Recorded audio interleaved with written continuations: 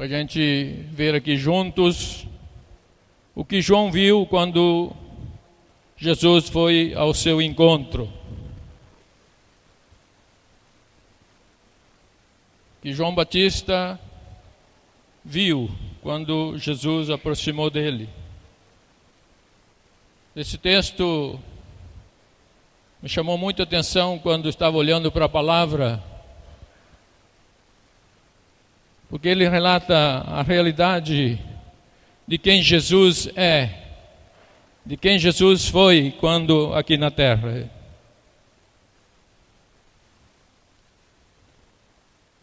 Verso 24, capítulo 1 de Evangelho de João, diz: Ora, os que haviam sido enviados eram de entre os fariseus. E perguntaram-lhe então: Por que batizas, se não és o Cristo, nem Elias, nem o profeta? Respondeu-lhes João: Eu batizo com água, mas no meio de vós está quem vos não conheceis, o qual vem após mim, do qual não sou digno de desatar-lhe as correias das sandálias. E essas coisas se passaram em Betânia, do outro lado do Jordão, onde João estava batizando. O verso 29 agora. No dia seguinte viu João a Jesus que vinha para ele e disse: Eis o Cordeiro de Deus que tira o pecado do mundo. O que João viu quando Jesus aproximou dele? João não viu um homem forte, não viu um leão, ele viu um cordeiro. E ele viu alguém, e o cordeiro representa mansidão e algo sacrificial. Alguém que pode ser oferecido por sacrifício. Foi esse o entendimento de João nesse relato aqui da palavra.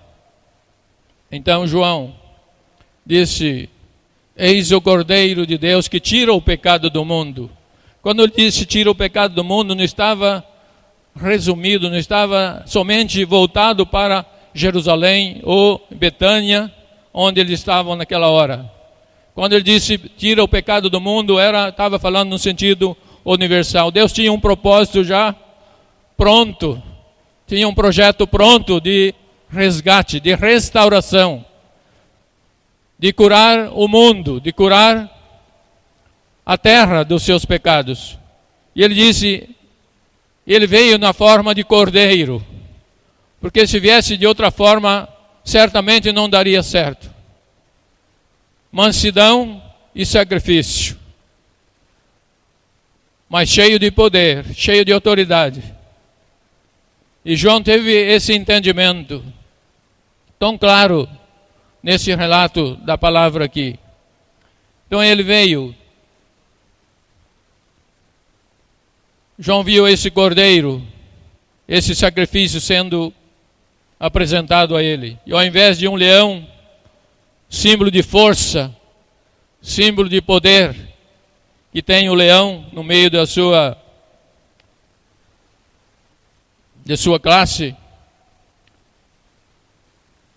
João viu o Cordeiro Santo, alguém santo, que veio para dar jeito na terra, para dar o fim no pecado do universo. João viu essa figura, não viu diferente disso. O que nós vemos hoje, quando falamos de Jesus. Nós vemos alguém que impõe, ou alguém que vem mansamente, de forma sacrificial, de forma a nos salvar, a nos curar. E esse Cordeiro de Deus, olhando, nós cantamos aqui, vários cânticos falou do texto, que eu quero abrir com você, que é Colossenses capítulo 1. Colossenses capítulo 1, depois de Filipenses, vem Colossenses, é isso, né? Colossenses capítulo 1, a partir do verso 15, aqui nos fala quem era esse Jesus, a grandeza desse Senhor, em que João viu como cordeiro, que João viu como alguém que poderia ser ofertado por sacrifício. A partir do verso 15, leio com você. Colossenses 1:15. Este é a imagem do Deus invisível, o primogênito de toda a criação. Pois nele foram criadas todas as coisas, nos céus e sobre a terra. As visíveis e as invisíveis. Sejam tronos, sejam soberanias, quer principados, quer potestades, tudo foi criado por ele e para ele. Ele é antes de todas as coisas. Nele tudo subsiste. Ele é o cabeça do corpo da igreja. Ele é o princípio, o primogênito entre os mortos, para que em todas as coisas ele tenha a primazia. Porque aprove a Deus que nele residisse toda a plenitude. Esse texto relata, me ensina a grandeza desse Senhor, o domínio, o poder e a autoridade.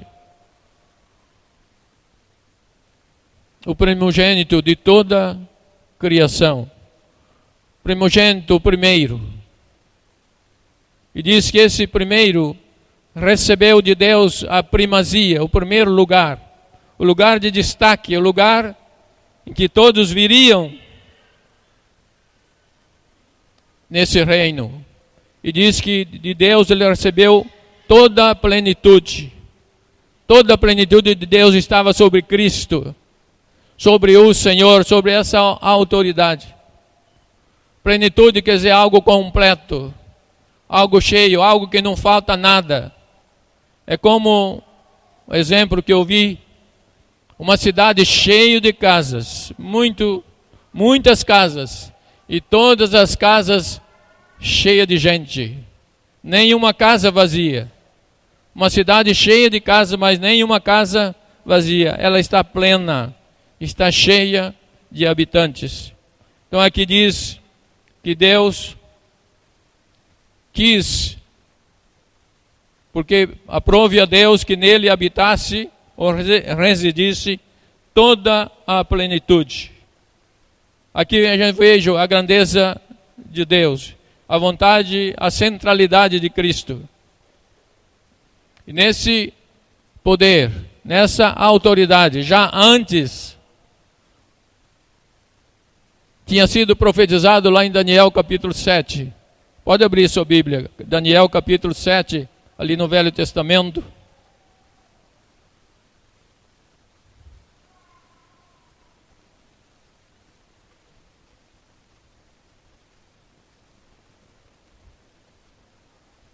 Verso 13 e 14.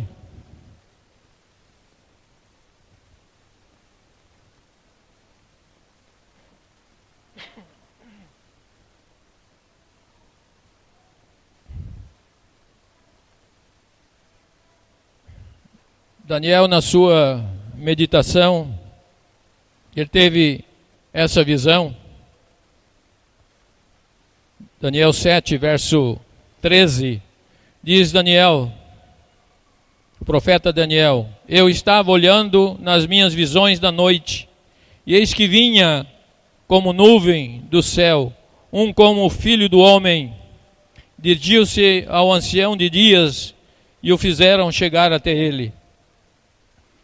Olha aqui agora o verso 14. Foi-lhe dado domínio e glória e reino, para que os povos e nações e homens e todas as línguas o servissem. E o seu domínio é domínio eterno, que não passará, e o seu reino jamais será destruído. Autoridade, poder. O profeta Daniel já tinha dito que Jesus viria com essa autoridade, com essa soberania, com esse poder, com esse governo, para governar, para não um governo de homens, mas um governo sobrenatural na terra, porque havia necessidade. E esse texto me chama a atenção sobre a grandeza de Jesus, um novo tempo de Deus. Daniel estava falando sobre um tempo novo, um governo novo, atitudes novas, uma fé renovada, algo que não estava caduca na lei, mas um renovo de Deus sobre a terra. Eu me lembro do texto de 1 Timóteo, capítulo 3, verso 16, que diz, evidentemente, grande é o mistério,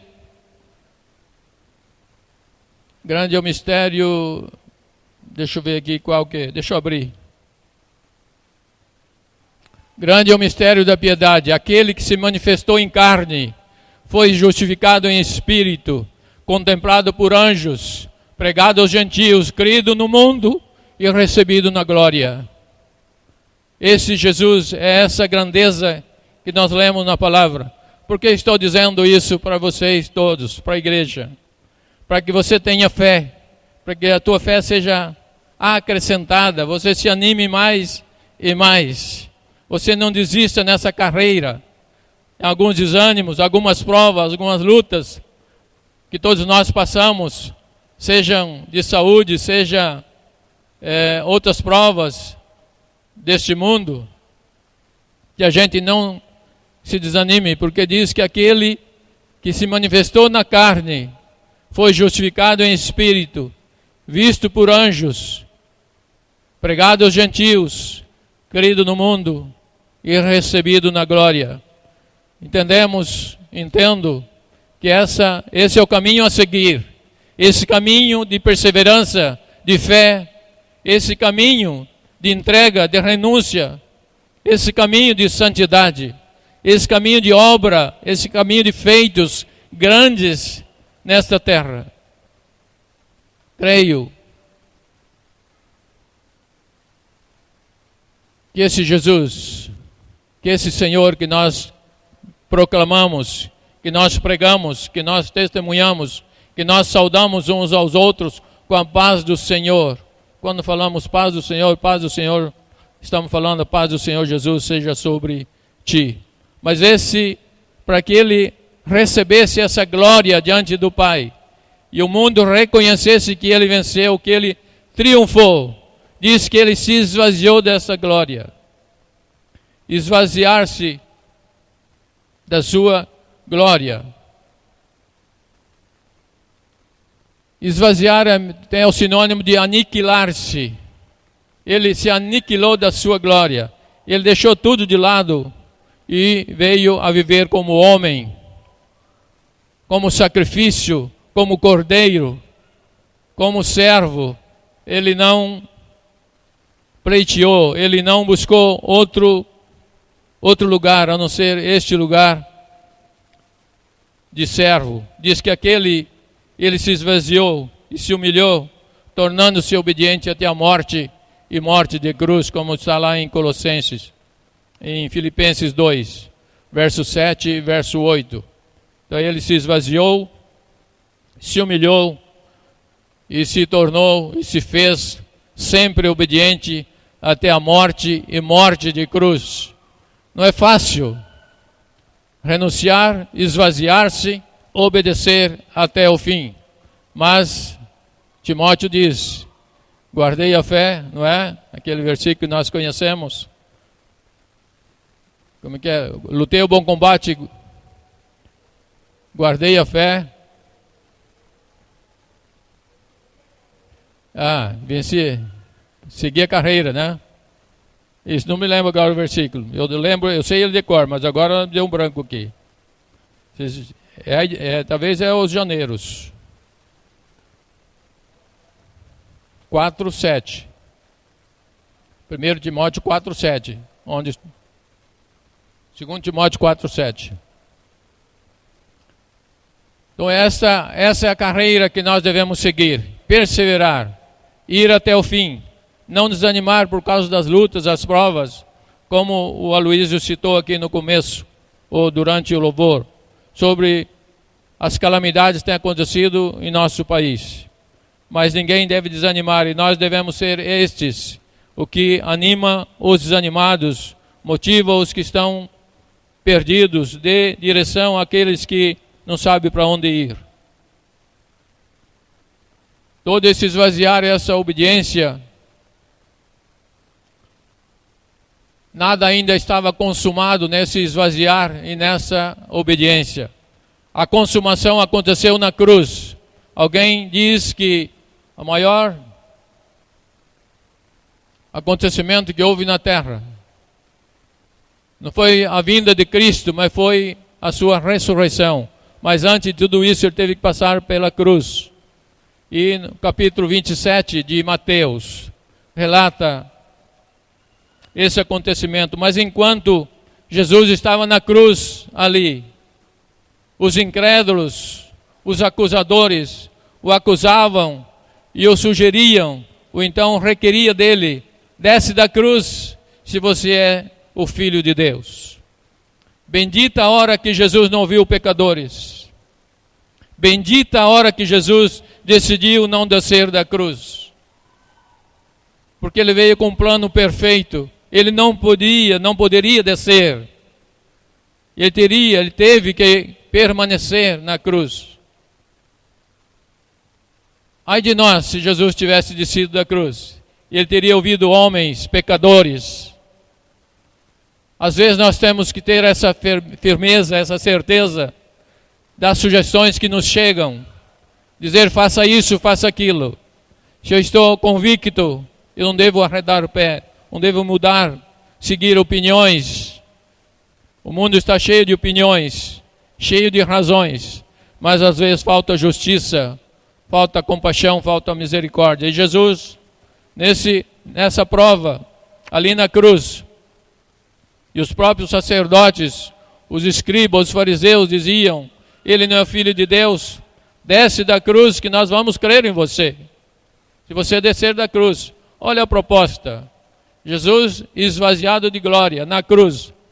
Ele podia usar da autoridade e descer e fazer muitas coisas, mas ele veio com esse propósito de salvar o pecador. Ele não foi na onda, na conversa. É isso que eu preciso fazer. Não ir na conversa dos outros.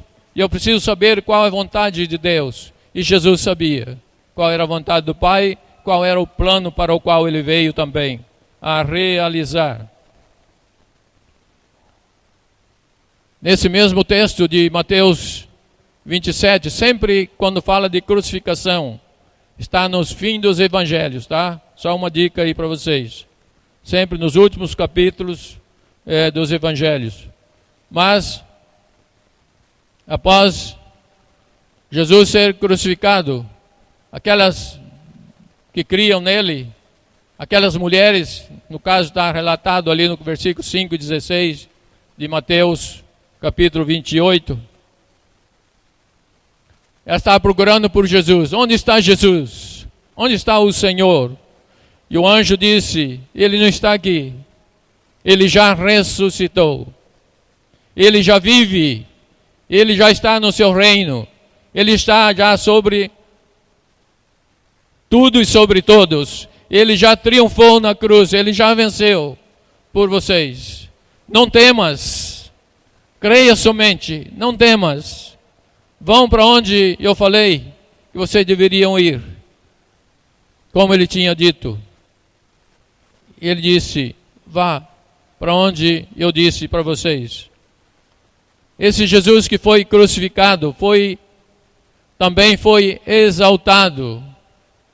Foi exaltado sobre os céus e a terra, sobre tudo e sobre todos. E a sua exaltação, conforme está lá em Filipenses 2, versículo 9, 10 e 11, que diz que pelo que também Deus o exaltou sobremaneira. A exaltação da exaltação, não tem maior exaltação. Ele exaltou com a maior exaltação que poderia haver. O exaltou sobremaneira, ele deu um nome que está sobre todo nome, está acima de todo nome. Não sei porque a terra inventa nomes de deuses e assim por diante. Mas diz que o nome de Jesus está acima de todo nome, para que ao nome de Jesus todo joelho se dobre, nos céus e na terra, e toda língua confesse que Jesus é o Senhor.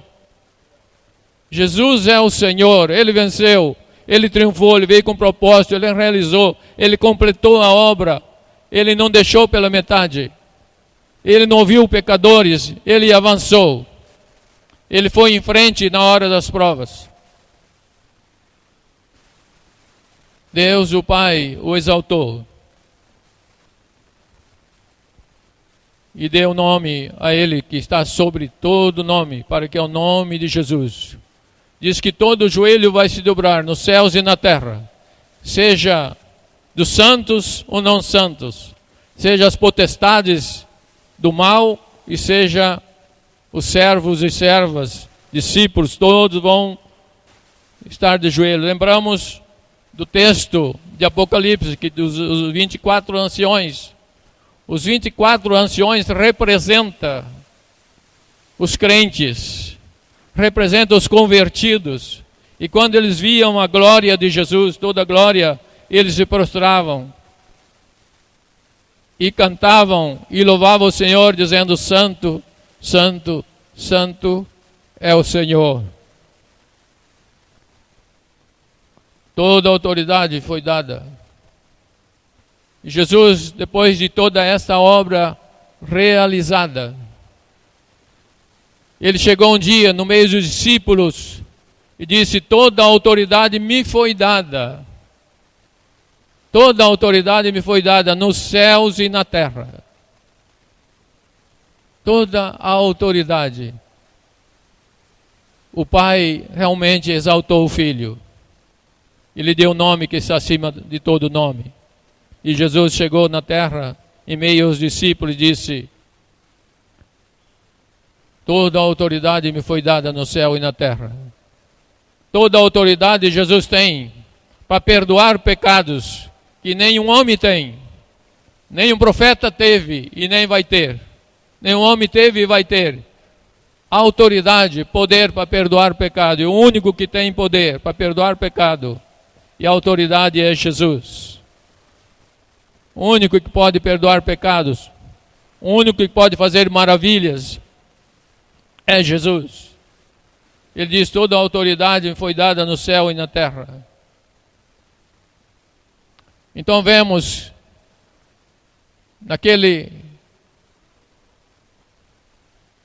no Evangelho de João e de João, quando João viu o Cordeiro de Deus, ele viu alguém simples, alguém manso, alguém sacrificial. Mas esse triunfou, esse venceu, e o Pai o exaltou. E esse servo, humilhado, agora é Senhor. Te alegra, meu irmão? Agora esse Jesus é Senhor sobre os céus e a terra. Esse Jesus é Senhor sobre nós, sobre nossa casa, sobre nossa família. E se Ele não fosse Senhor, eu preciso rever meus conceitos, rever a minha fé. Ele é Senhor. Esse que é o Cordeiro de Deus, agora é Senhor.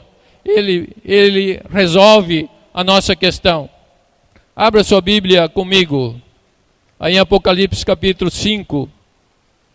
Toda a leitura do capítulo 4 é muito rica em ensinamento em Apocalipse, mas vamos ver o capítulo 5, verso 4 e 5, mas eu quero ler com você a partir do verso 1 do capítulo 5 de Apocalipse.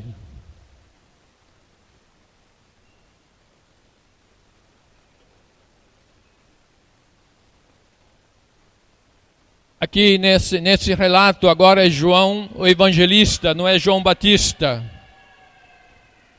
Porque João o evangelista que teve as revelações do Apocalipse. E essa revelação que veio para João, veio de Deus.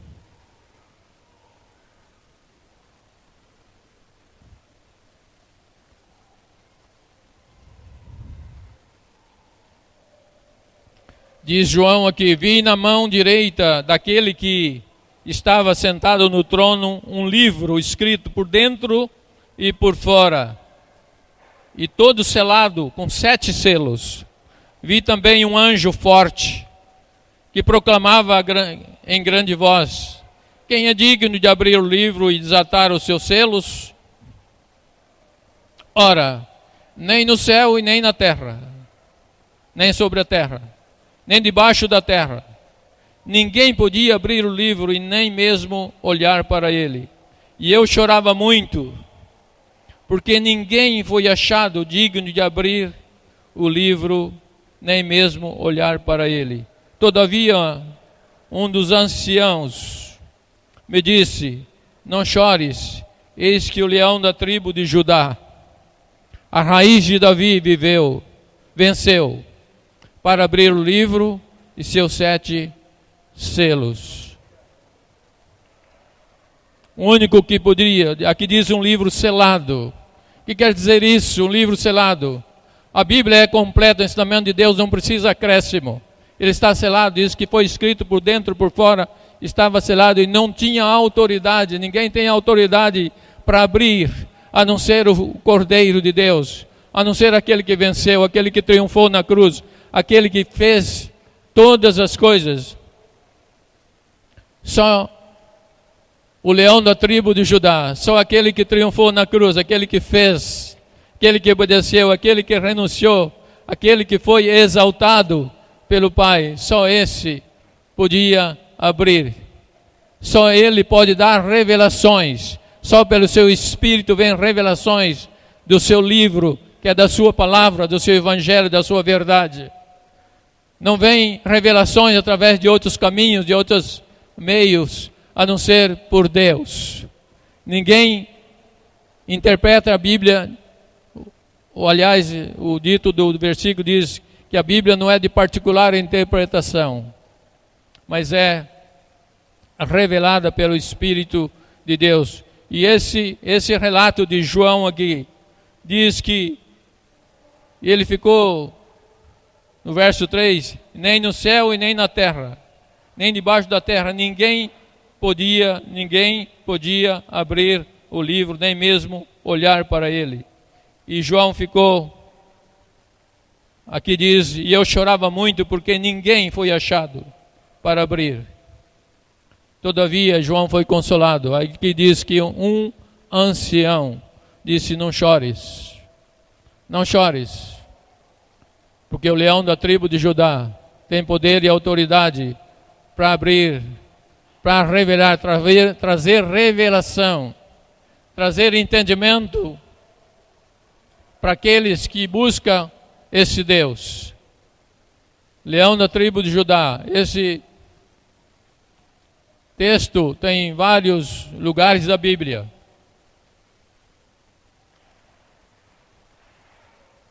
Lemos e entendemos que o servo humilde, o Cordeiro agora é Senhor, é o leão da tribo de Judá. Primeiro Cordeiro, depois leão. Primeiro triunfa, depois, e vencendo, então recebe toda a glória, todo o poder e autoridade. Aquele que era o Cordeiro, aquele que era o simples, e continua sendo simples, mas agora cheio de autoridade. Não é porque ele deixou de ser Deus quando desceu na terra. Ele continuou sendo Deus, mas esvaziado da glória. Agora ele sentia dores, sentia sede, sentia fome, sentia tristeza, sentia angústia, como nós sentimos, porque ele encarnou como homem. Vamos prestar bem atenção nessa palavra. Encarnou. não reencarnou, hein? Reencarnou não tem nada a ver com encarnar. Esse encarnar é Jesus, o verbo que se fez carne e habitou entre nós, lá em João capítulo 1. E Jesus tomou a forma de homem para saber as dores, saber as dificuldades, saber as lutas de cada um de nós. Então esse servo humilhado, esse servo que se humilhou até a morte, e morte de cruz, hoje é Senhor. Hoje Ele governa, hoje Ele salva, Ele continua reinando sobre os céus e sobre a terra. Por isso que todo joelho vai se dobrar diante dEle. Quero orar com você. Vamos ficar de pé, juntos. Que essa palavra renove a nossa fé. Que nós não temos por que ficar com medo, ficar com dúvida, se temos um Senhor que cuida de nós, temos um Deus que venceu por nós. Jesus não veio para vencer por Ele, Deus não enviou Jesus para vencer por Deus, para Deus, mas Jesus venceu por nós. Se Ele venceu, Ele nos ama. Se Ele venceu, Ele quer o bem de cada um de nós. Se Jesus venceu nessa luta triunfante, é por amor de cada um de nós. E se Ele nos ama, eu não preciso mais me preocupar no sentido que eu tenho que fazer. A única coisa que tenho que fazer é crer. É crer nele. Diz que aquele que crer em Jesus pratica a justiça, como diz o Evangelho de João. Mas aquele que não crê é injusto. Por isso diz que todo aquele que nele crê não perece, não morre, mas recebe a vida eterna. Então esse Jesus, o Senhor, nos ama tanto, tanto, que nós podemos confiar. Ele é digno de confiança, Ele é digno de fé, é digno que nós aproximemos dEle e o adoremos e o exaltemos e dizemos: Senhor, seja Senhor sobre mim, seja Senhor sobre minha casa, seja Senhor sobre minha vida, seja Senhor sobre a minha família. Ele é digno de entrar na minha casa, de entrar na minha vida. Ele é digno, Ele me ama tanto, tanto. Obrigado, Senhor, pela Tua palavra. Obrigado por essa noite em que nós podemos ouvir a Tua voz, pelo Teu Espírito Santo. Obrigado, Senhor, pela Tua palavra que nos renova, que nos leva a uma plenitude de graça, de fé, de esperança. Esse renovo que procede do Teu trono, na Tua palavra revelada a esta terra. Que seja para nós o rema, seja para nós a direção, seja sobre nós a motivação de andar na Tua presença, de crer em Ti, de crer na Tua palavra. Ó Deus, de renunciar a nós mesmos. Fala em nosso coração, não só agora, como já falaste, mas fala também em todo o nosso tempo e nossos dias. Que o Senhor seja exaltado sempre em nosso lar, em nossa casa, em nossa família. Bendito é o Teu nome, ó Deus, por tudo que já fizeste por nós, por tudo que vai fazer ainda. Nós queremos Te render graças. E venha o Teu reino sobre nós. Venha o Teu reino, Senhor. Venha o Teu reino sobre nossa vida, sobre a nossa fé, sobre a nossa esperança. Que o Senhor seja exaltado sempre, para a glória do Teu nome, Senhor, para a justiça do Seu nome. Queremos ser justos, queremos ser, ó Deus, aqueles que tenham um coração cheio de ações de graças pelo Teu cuidado, pela Tua motivação, pelo desejo do Teu coração, pelo Teu plano perfeito para nos salvar, para nos resgatar das trevas, para tirar as dúvidas do nosso coração. Queremos Te agradecer, Pai, em nome de Jesus, por toda a obra de redenção, de reconciliação, de salvação que veio sobre nós, em Cristo Jesus, o Senhor, que reina, o leão da tribo de Judá, aquele que venceu e há de vencer sempre até a consumação dos séculos. Em nome de Jesus, Pai. Guarda os meus irmãos, guarda a tua igreja, guarda as famílias, guarda os filhos, guarda os pais, guarda os maridos, guarda as esposas, guarda nossas vidas, Senhor, no teu cuidado, por favor.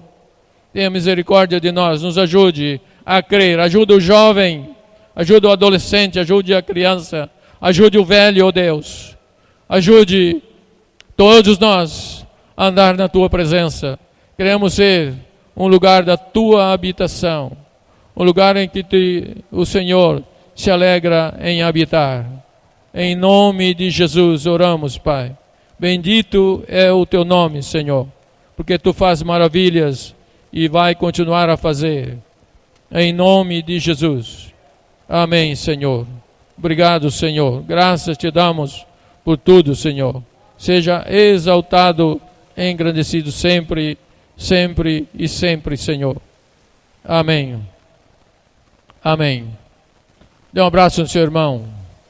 E diz: o leão da tribo de Judá venceu por ti.